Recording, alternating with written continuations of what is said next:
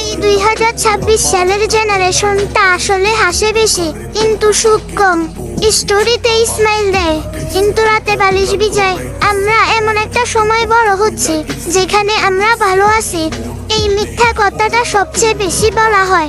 বন্ধুদের সাথে হাসি, আড্ডা, রিলস সবকিছুই ঠিক আছে, কিন্তু ভিতরে ভিতরে প্রতিটা মানুষ নিজের সাথে যুদ্ধ করছে। কারো টাকা নেই, কারো ভালোবাসা নেই, কারো পরিবার বোঝে না, আর কেউ কেউ সবকিছু থাকা সত্ত্বেও শান্তি পায় না। এই জেনারেশনের সবচেয়ে বড় কষ্ট কি জানো?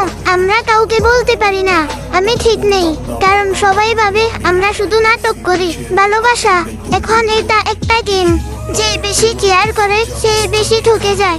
বিশ্বাস এটা এখন একটা রিস্ক, যে বিশ্বাস করে সেই সবচেয়ে বেশি ভেঙে পড়ে।